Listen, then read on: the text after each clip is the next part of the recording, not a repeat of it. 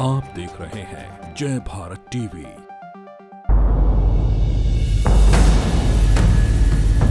पच्चीस से 30 करोड़ जो है स्मार्ट सिटी में जो इलेक्ट्रिक बसों का घाटा हो चुका है। और जब हमारी जो गाड़ियां हैं इस समय ऑर्डिनरी जो 15 से 20 लाख की गाड़ियां पड़ती थी, और आज ये जो स्मार्ट सिटी की जो इलेक्ट्रिक बस चल रही है वो 1 से सवा करोड़ की बस है। 10 रुपये और 15 रुपये में अगर ये काम कर रहे थे तो घाटा तो अपने आप ही ऑटोमेटिक होना। कितनी बसें वो चल रही है? वो इस समय 30 बसें चल रही है और वो घाटे में चल रही है। या अगर ये देहरादून से हरिद्वार चलाएंगे या ऋषिकेश चलाएंगे तो क्या जो ऑर्डिनरी बसों का किराया उतना लेंगे? क्योंकि इस समय उत्तराखंड की सरकार इस समय प्लस में नहीं चल रही है, प्रॉफिट में, कि वो इस घाटे को सहन कर सके।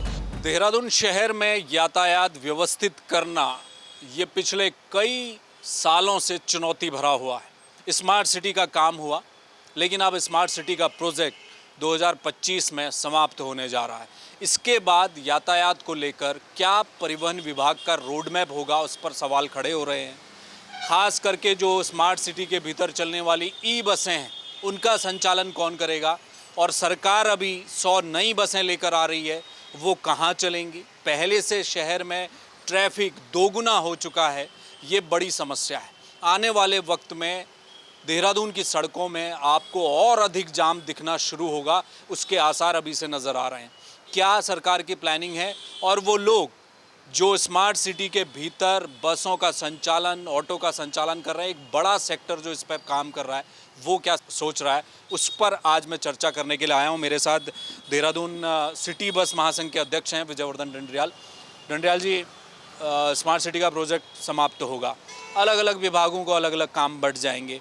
एक जो काम है परिवहन का, और स्मार्ट सिटी में चलने वाली ई बसें जो आई थी वो बताया जा रहा है कि नुकसान में है, परिवहन ने तो हाथ भी खड़े कर दिए। कौन उनका संचालन करेगा, क्या स्थिति बनने वाली है? क्योंकि सड़क पर जो ट्रैफिक है वो दोगुना हो चुका है। कैसे व्यवस्थित होगा आने वाले समय में? देखो, ये है कि आपने पहले भी देखा है कि पहले भी हमने जब स्मार्ट सिटी की बसें आई थी उस समय भी हमारे द्वारा आवाज़ उठाई गई थी कि ये जो है हमेशा से घाटे का सौदा है। उसका मैं आपको कारण बताता हूँ कि जब हमारी खुद का हमारी जो फुटकर सवारी जब उठाते हैं 10 रुपये, 15 रुपये, 20 रुपये, और जब हमारी जो गाड़ियाँ हैं इस समय ऑर्डिनरी जो 15 से 20 लाख की गाड़ियाँ पड़ती थी, और आज ये जो स्मार्ट सिटी की जो इलेक्ट्रिक बस चल रही है वो 1 से सवा करोड़ की बस है। तो कहीं ना कहीं अगर ये 10 रुपये और 15 रुपये में अगर ये काम कर रहे थे तो घाटा तो अपने आप ही ऑटोमेटिक होना था। और आपने देखा होगा जब मैंने आरटीआई भी लगाई थी उस समय भी मुझे स्मार्ट सिटी ने बताया कि भाई घाटा जो है हमारे को जो है इस समय काफ़ी हो चुका है। और जब अभी आपने जो ऑडिट की देखो रिपोर्ट देखी होगी, 3 साल के अंदर इनका जो घाटा है 25 से 30 करोड़ जो है स्मार्ट सिटी में जो इलेक्ट्रिक बसों का घाटा हो चुका है। कितनी बसें वो चल रही हैं? वो इस समय 30 बसें चल रही है और वो घाटे में चल रही है। और उसके बाद आप देखोगे जब उनके द्वारा जब ये सड़कों में बसें चलाएगी तो इन्होंने कोई प्रारूप तो देखा नहीं, क्योंकि उससे क्या नुकसान हुआ है कि जो हमारे शहर के अंदर जो हम लोग जो पुराने से ही जो मूल निवासी जो यहाँ के परमिट लेके गाड़ी चला रहे थे तो उनको घाटा होने लगा, और कई सारी जो बसें हैं हमारी जो है सरेंडर हो गई है। इसलिए हो गई है क्योंकि जो आदमी 10 रुपये में अगर ऑर्डिनरी बस में जाएगा और 10 रुपये में वो इलेक्ट्रिक बस में एसी की बस में जाएगा तो क्यों नहीं वो एसी बस में जाएगा, क्योंकि उसको तो आरामदायक यात्रा जो 10 रुपये में मिल रही है। तो सरकार ने इस बारे में भी लोगों के जो सोचा नहीं कि ये लोग किस तरह से अपना रोजगार करेंगे। और जहाँ तक अभी आपने देखा होगा जो 100 इलेक्ट्रिक बसों की बात हो रही है, ये एक अच्छा प्रयास तो है मुख्यमंत्री जी का, लेकिन आप ये देखो कि इस सड़क पे कैसे चलाएंगे। या अगर ये देहरादून से हरिद्वार चलाएंगे या ऋषिकेश चलाएंगे तो क्या जो ऑर्डिनरी बसों का किराया उतना लेंगे? तो किस तरह से ये सर्वाइव कर पाएंगे? क्योंकि जब ऑर्डिनरी बसों में ही जो रोडवेज जो है घाटे में है, तो जब इलेक्ट्रिक बसें 100 इलेक्ट्रिक बसें आ जाएंगी और शहर के अंदर और जो आसपास में चलेंगी और ये किराया अगर ऑर्डिनरी बस का लगेगा तो कहीं ना कहीं सरकार बहुत ज़्यादा घाटे में आएगी। क्योंकि इस समय उत्तराखंड की सरकार इस समय प्लस में नहीं चल रही है, प्रॉफिट में, कि वो इस घाटे को सहन कर सके। तो सरकार को यह सब चीज़ें भी देखनी चाहिए कि कहीं किसी आदमी का नुकसान ना हो और ये बसें भी जो हैं आसानी से संचालित हो सके। वो अभी बीच में मैंने 1-2 बसें देखी, उन्होंने अपने बाहर से ही एक बोर्ड लगा दिया है कि सामान्य बसों का किराया है इसमें, वरना लोग बैठ ही नहीं रहे। तो ये भी एक बड़ा मसला है। दूसरा मेरा सवाल ये है डंडरियाल जी, ये सरकार लेकर तो आ रही है बसों को, यहाँ देहरादून शहर में चलाया जाएगा, जगह कहाँ है? कैसे चलाएंगे उन बसों को? पहले से पिछले दिनों विक्रम हटे, कुछ विक्रम हटे, मैजिक आ गए और वो उनकी संख्या बहुत बढ़ गई, ई रिक्शा आ गए, तो जगह तो शहर के भीतर है ही नहीं। इसका क्या प्लान दिख रहा है? वो उस पर कुछ विचार किया है सरकार?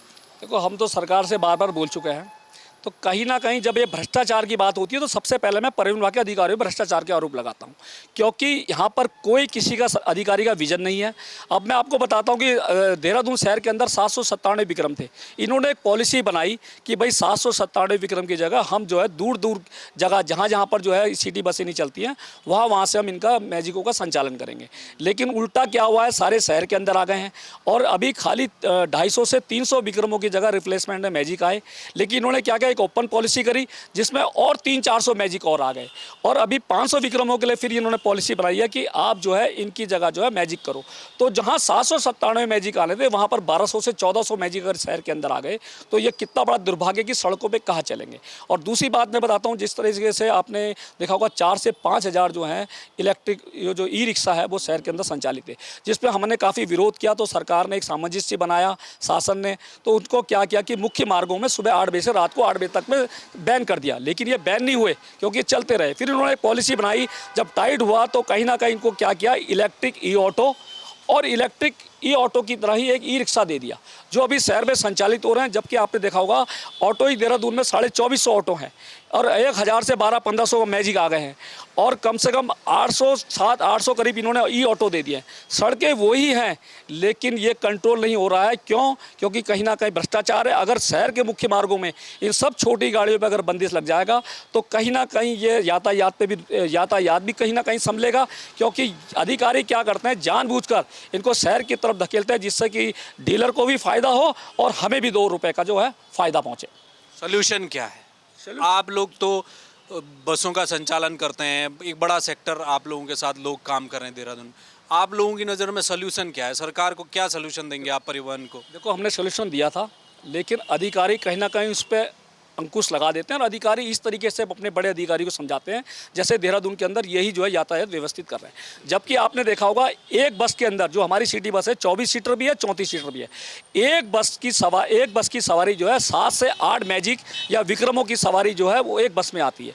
अगर आप बस को प्रोवाइड करते तो कहीं ना कहीं समस्या सॉल्व होती कि छोटी गाड़ियों को आप शहर से बाहर करते, जहां पर मुख्य मार्गों से हटा के, और शहर के अंदर मुख्य मार्गों पे अगर बड़ी बसें लाते जो मिनी बसें हैं तो कहीं ना कहीं यातायात व्यवस्थित होता। लेकिन आपने देखा होगा जहां पर हमारी 319 परमिट थे हमारे, आज हमारी बसें जो 140 रह गई हैं।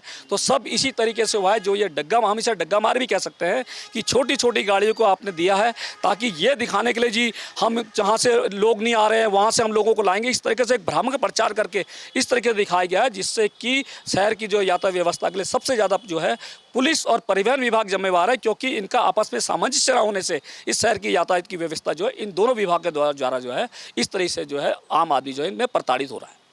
बहुत शुक्रिया। तो ये थे विजयवर्धन डंडरियाल। देखिए, सवाल है और चिंता का सवाल है, क्योंकि आने वाले वक्त में आप स्मार्ट सिटी तो कितनी बनी वो एक अलग विषय है, लेकिन वो जो अलग अलग काम है वो सारे काम अलग अलग विभागों को बढ़ जाएंगे। उसमें से एक यातायात का है, उसमें परिवहन को सौंपा गया है। लेकिन खबर अब ये आ रही है अंदर से कि परिवहन कह रहा है कि हम ई बसों को चला नहीं सकते क्योंकि वो घाटे में जा रही हैं, वो सफ़ेद हाथी की तरह हो गई हैं। अगर आप वो हमें दे दोगे तो हम तो लुट जाएंगे। कैसे संचालन होगा? क्योंकि उसका किराया ज़्यादा है। देहरादून में लोग उसमें जा नहीं सकते। आप एसी बस दे रहे हैं तो ज़्यादा किराए में लोग आएंगे नहीं, वो दूसरा विकल्प ढूंढ रही है जनता। तो फिर ऐसी बसों का फ़ायदा क्या? क्या बीच का कोई और रास्ता हो सकता है? मुख्यमंत्री ने ऐलान किया है कि 100 बसें आ रही हैं, वो बसें कहाँ चलाई जाएंगी? जैसा कि सवाल उठाया गया है, क्या देहरादून शहर के अंदर चलेंगी? अगर चलेंगी तो फिर वही स्थिति बनेगी, जो लोग पहले से काम कर रहे हैं उनके रोज़गार का क्या होगा? तो ऐसे बहुत बड़े सवाल हैं। इसलिए आने वाला वक्त जो अगला साल है वो सरकार के लिए और मुसीबत भरा हो जाएगा और देहरादून में ट्रैफिक की स्थिति और बिगड़ने वाली है, ये तय है। कैमरामैन मयूर उपाध्याय के साथ हेम भट्ट, जय भारत टीवी।